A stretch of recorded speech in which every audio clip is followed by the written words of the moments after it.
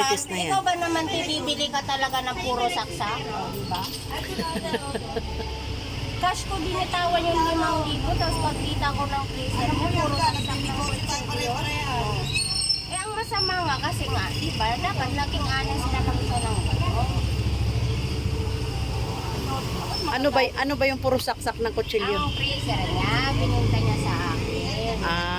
Ngayon, yun na nga ang masama, minadali niya ang bayadin. Kaya hindi lang ako may kasalanan. Eh, hindi umaandar. Kasi pinakita niya sa akin, may umaandar kasi ginagamit. Pinakita niya sa akin, puno pa ng yelo. Siyempre, hindi ko pa naman nakita yung kabuuan. Ano naman ang masama din? Siyempre, manghirap kita ng pera, di ba? Ito siyang magagalit sa akin. Kahit nga si Ate Dali nakita.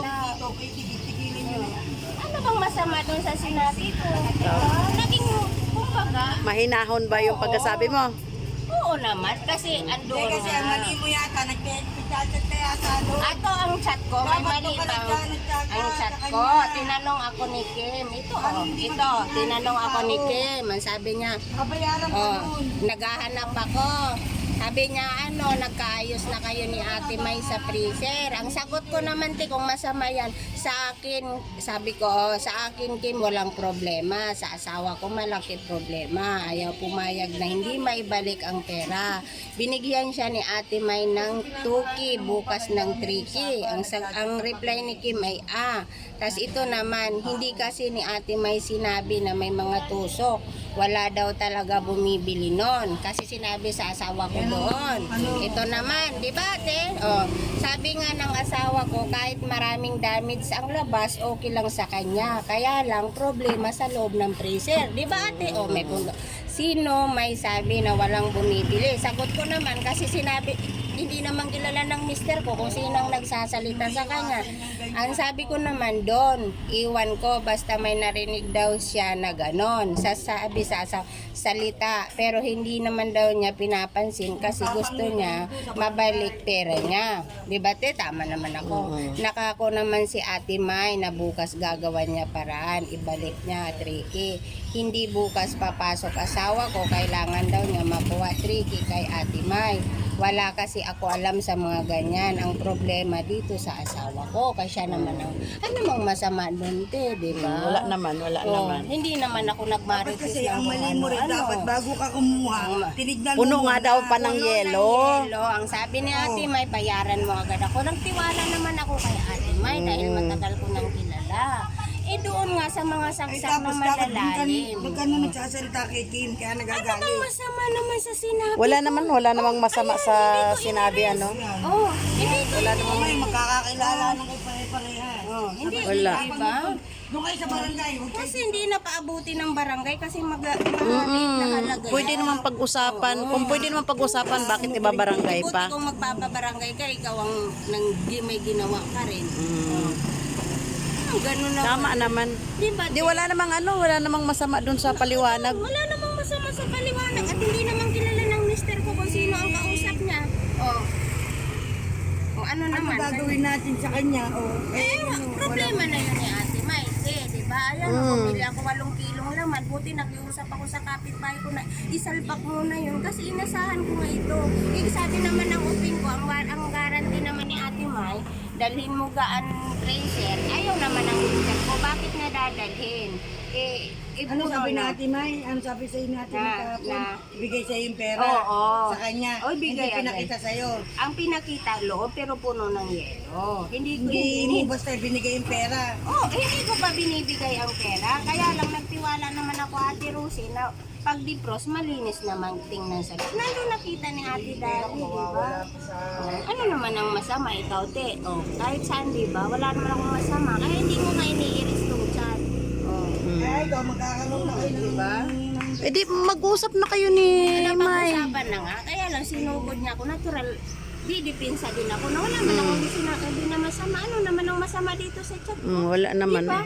Buti sana kung nagsasabi ako, sabi ni ganito, ni ganyan. ano siya? Liwanag lang naman siya.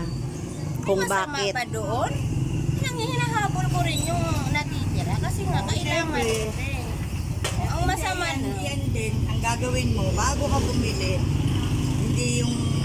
Ate Rosie, kaya matagal ko nang kilala si ate. May mali ako kasi binayaran ko. Pero kung ako lang, ipapatapos ko dati. Kasi minadali lang ako ni ate May dahil hawak ko ang pera. O, ikaw ba naman, kilala mo na ako. Pinabayad niya sa iyo. Oo, diba? At kilala mo, hindi ka nagbayad para... Kasi nga, Yun ang lesson mo rin, di ba?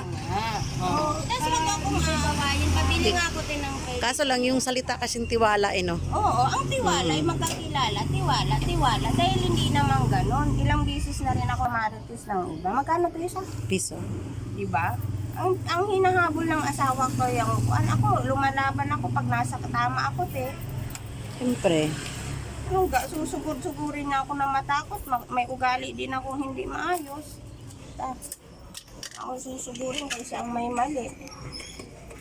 Pero mas maganda yan sa barangay nyo lang anuhin kasi Wala namang problema Oo. kung sa barangay. Kagabi nga pa kasi ngayon, kagaya ganyan na. Ano mo na barangay mo na. silang dalawa. Pumunta ka na. Barangay, hindi ko upuan magburo barangay. O hindi mo makukuha yung pera mo. Ano yan? Magburo barangay. Kasi sa matinong usapan, di ba? Pinamadali niya ako kahapon sa 5,000. Di kausapin mo siya ngayon kung ano ba Usap talaga. na silang ng asawa ko, ma'am. Nag-usap na. Kaya hindi man ako sa kanya nagbubuang kasi asawa ko nang kausap na agad. Mamaya daw ibabalik. Antayin nyo na lang mamaya. Bakit nasaan na yung binayad mo? Wala na. Binalik lang niya yung 2K, yung 3K, inaibali na daw niya ng... Tika.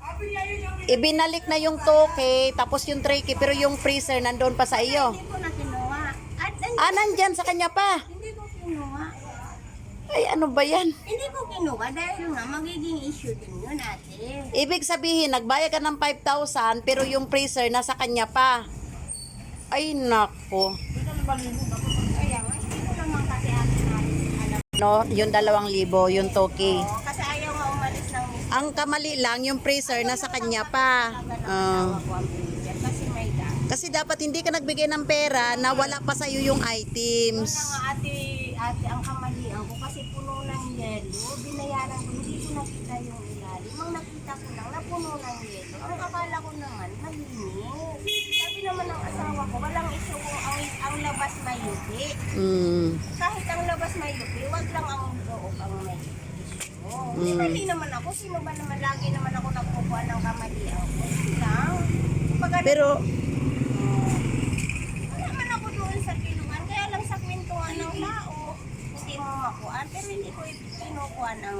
Hindi ako nagmura. Pinakita ko naman ang chat. Ano naman ang masama doon sa aking kuhaan, diba? Kaya sila, hindi naman ako nagkukuhaan. ganun na lang. Ay, mamaya, sabi naman ni May, babalik yung 3,000. Antayin mo mamayang hapon. Oo. Dali ko? Remember ko yun. Wala na Ayoko ako. na stress eh. Ayoko na stress kaso hindi ako natutuwa sa asal ng asawa niya. Tsaka hindi ko sa'yo minadali. Hindi Diba? na sakit ang kunin yung pera Ate sa'yo. May, hawak ko ng pera. Sabi mo, sige, nagabayaran. Wandun nga si girl, di ba? O, kaya nga. Kumbaga Bayaran pinaliwanag mo, ko. hindi ko minadali. Pera mo yun. Nagsasabi nga ang anak mo, sabi nga ng titaya, Mama, parang may something. Sabi ko, wag tayo magwang kasi tiwala tayo kay Ate May. Pero kung nakita ko ang loob Ate May, nagano. Tingnan niyo yung freezer. Ay, hindi pa maritin. Tingnan mo yung quality ng freezer ko. Yun na nga, sabi Ang ng dami-dami yung asawa. sinasabi, Ang sabi nakatama ng na. asawa ko, kung may damage sa labas, walang problema. Kahit kasi, saan ka makakabili ng Eh, kwento? kung hindi pa lang, kung sira ba naman yun, di dapat, di na yung nagyayelo. Nakita mo nga, bagong-bagong na nga. Kaya ayaw nga ng asawa ko. natural. Second hand. Ano ba ang second hand? Ginamit na, di ba? Kung gusto niyo lang wala kang pa-defective, brand new with you. Madam, dito! Brand new. Para makabili ka ng brand new. 18K ang halaga. At sabihin, 20 mil pa yan, kung gusto mo bumili, basta ang issue, balik mo. Yun lang. Next time sa susunod, Ano na yan?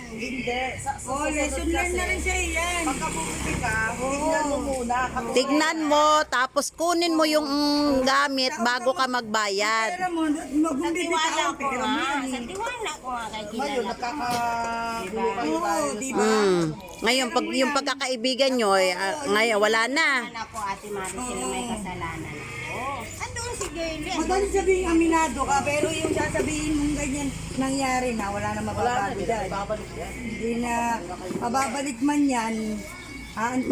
Mahirap yan kasi mabuti sana kung may kulang pa siyang 3,000 kung yung freezer nasa iyo pa. Hindi, pinapaano naman sa'yo yung freezer, di ba? Pinapapunta nga Ang muna. problema nga sa asawa ko, Isang ayaw nga po. Ano Sabi ko sa Eh, hindi ganito na lang kasi ano naman. Kunin mo muna yung freezer. Tapos, ibalik ni Ate Ma yung 3,000, ibalik mo yung...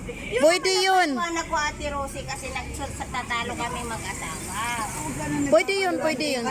Magkano kanino nagpapaliwanag, doon ka sa kanya magpaliwanag. Lang Alam hindi mo ka kasi kung saan ka ba nag-text. Ang masaklap kasi, panay-panay kasi Oh, mamaya yang ito mo na yan, iba yung nakarating sa kanya. Ikaw naman din, nakaharap mo na yung tao. Bakit ayaw mo kausapin? Ito nga Ate Rosie, Yun ang basahin masaklap mo. na. nagbasahin yan, na mali pa rin sa kanya. Kaya lang, ang pagpinto. Pangit pa rin yun, pangit pa rin. Alam mo na yung tao dito. alam mo yung pag-deliver ng salita din, yan din ang problema diyan yung pag-deliver. Oh. Kasi nagtanong, nagsagot ako. Oh. Wala man akong intention o ano.